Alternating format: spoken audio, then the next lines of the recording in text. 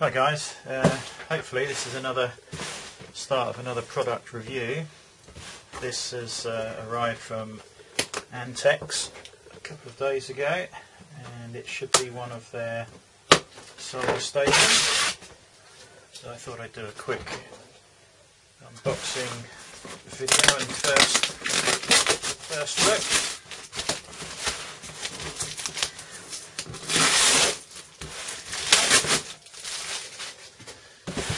I need to thank John Tompkins of Antex for sending this.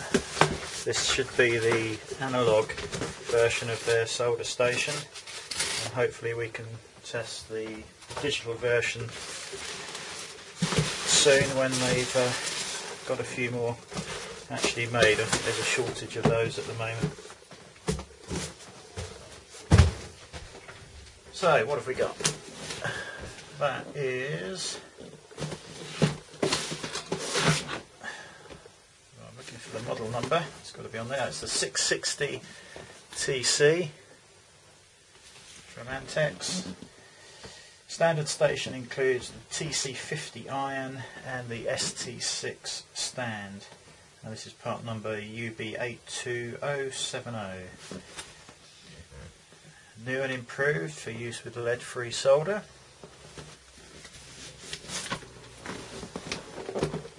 So let's have a closer look at that.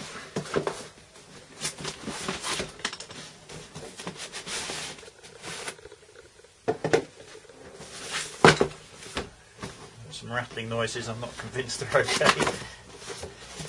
So what have we got? Just a simple instruction manual.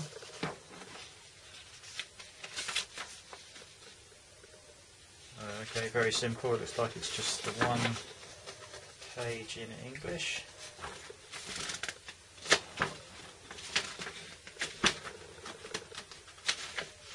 Yeah, it is just one page of English, and on the back page there are some different soldering bits and their numbers, and some surface mount removal tips as well.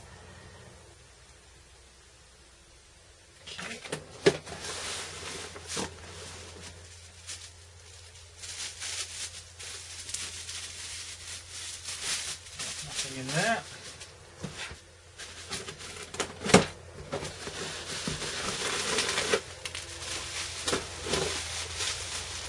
So we have a separate iron. As we said, this is the TC50 24 volt 50 watts, and it has quite a useful tip fitted as standard.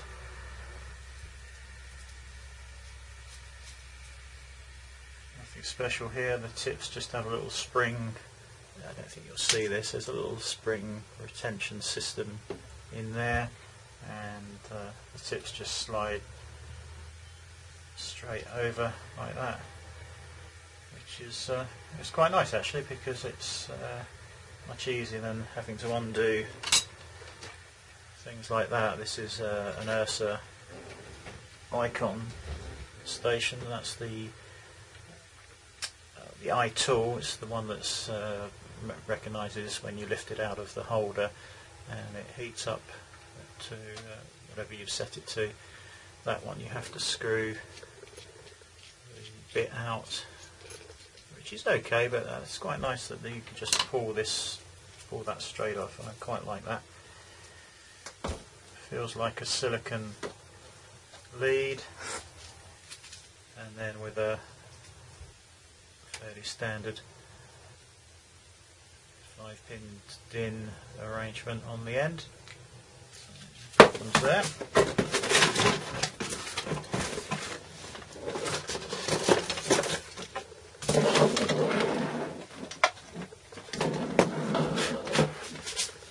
That's the main unit. Like I said, this is the analogue version, so you just have a dial here to set the temperature, and that goes from 75 degrees the way up to... Okay, now strangely that's 425 on the digital version, as I recall, because I did actually own one of those for many years.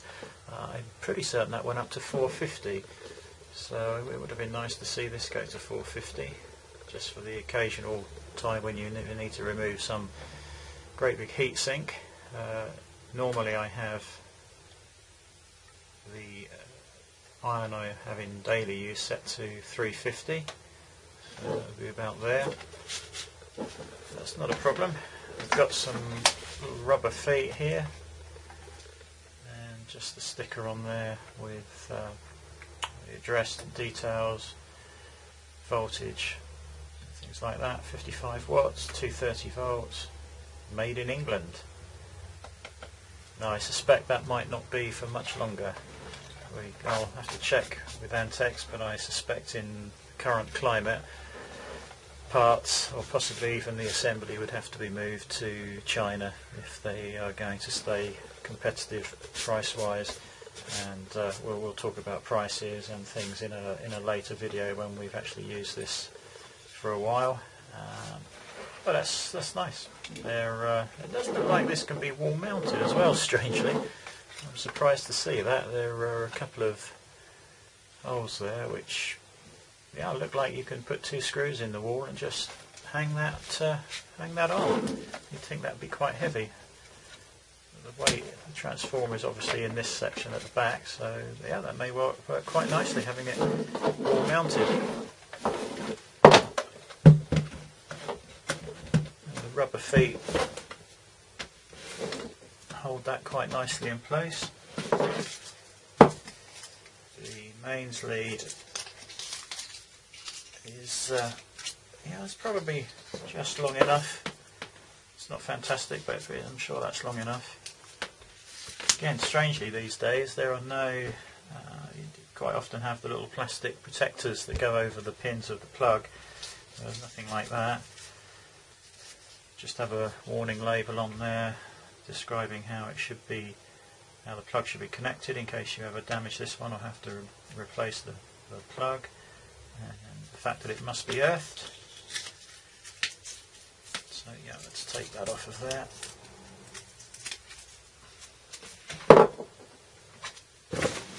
Now we should have the stand in here. Looks like 4 little foam sticky feet for the stand.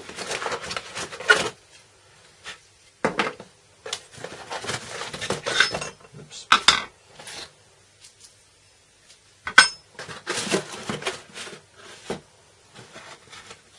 Oh. That is what was rattling around in the box. I can't tell whether that's plastic or metal actually.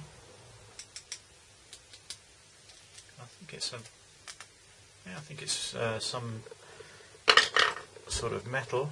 I'm not entirely sure what that's used for, but no doubt it will become obvious in a minute.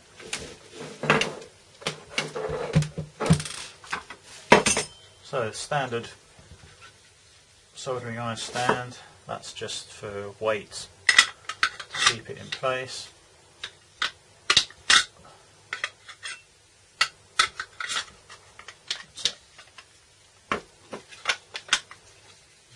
Slot in there, I'm assuming.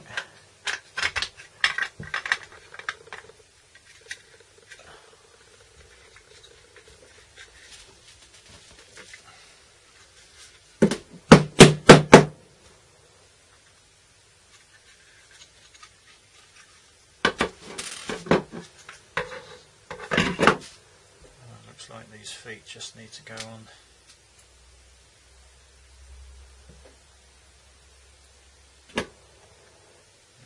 Corner. There's a little recessed bit there and there, so I'll just put those on now.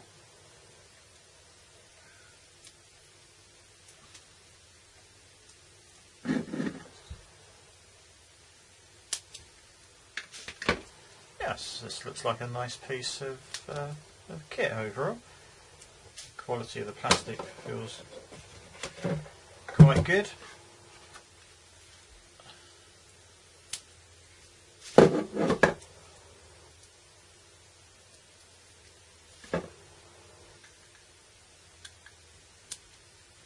Right, so that's that.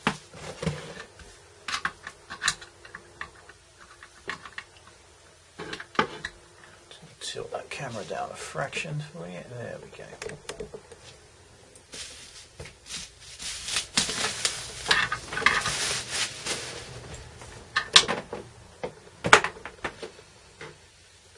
So there's some sort of adjustable plastic bit here. I don't know whether you can see that. I assume that's replaceable in case it gets heat damaged over time. I wonder if that has got anything to do with this. I'm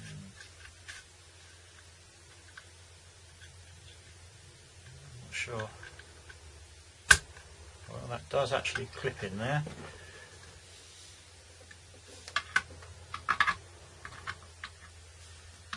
Okay, well that makes sense. I suppose depending on the iron you're using, you can just adjust this bit here, and then this bit pokes through the hole that's in that bit, and that comes through onto the other side just in there, and then that slots in there. That feels quite stable. Alright, as far as the other end goes, that's just straight into there. That's obviously got a slot at the bottom, so that pushes straight in.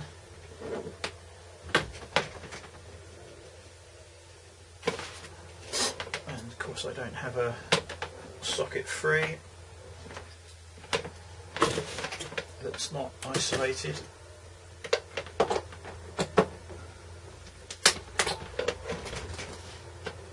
Think about that, not to worry.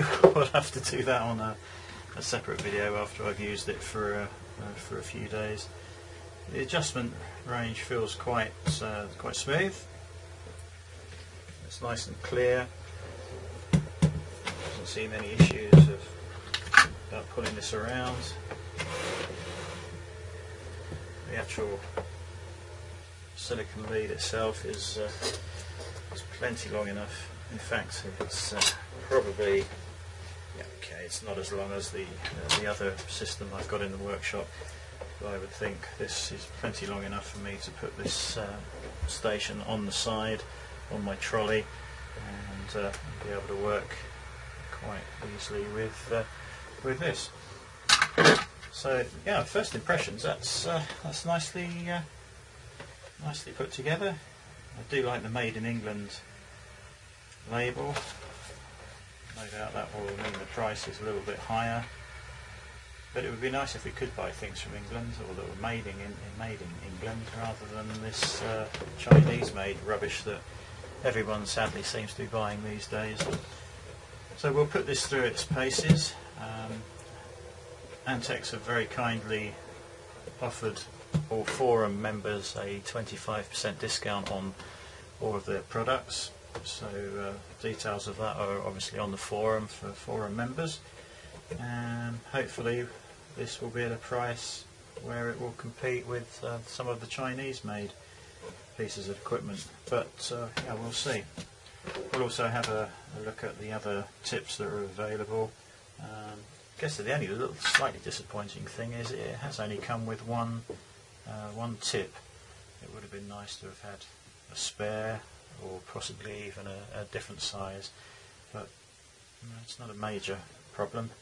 I think the parts for these are reasonably priced, which is nice, and readily available. I happened to go on to eBay a couple of days ago and just typed in Antex soldering iron and was amazed at the number of people selling Antex equipment. So there's plenty of tips out there, all different shapes and sizes. So yeah, that's it, that's the first look. Quite nicely packaged, straightforward, very straightforward instruction manual.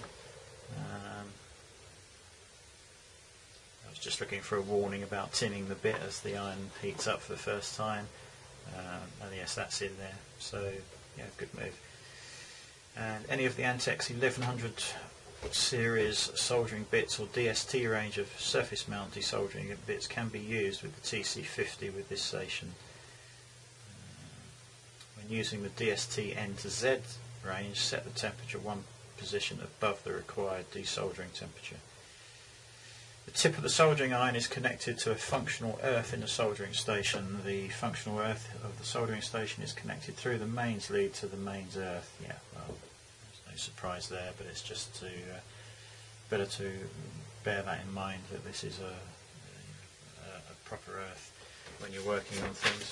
So yeah, first impressions, it looks quite nice. Never been quite sure of the yellow, but you sure as hell know who's made it. The 690 SD, the digital version of this, that I'm pretty certain went up to 450, is in a very dark grey, almost black plastic, or it was when I had mine. But yeah, there's no doubting who makes this. So that's it. Quick unboxing video. Again, thanks to John at Antex for supplying this review and test model, and I shall get this connected up and in use this week in the workshop, and we'll see how it performs. Might even order some extra tips just to see what this can handle. So that's it. I'll update the video, the forum when we've got some prices. As I say, we get a 25% discount now on all Antex parts for forum members, and I'll do a PDF review as I usually do, and I'll probably do a video or two just showing this in action and how quickly it heats up and things like that. So yeah, catch you later, guys.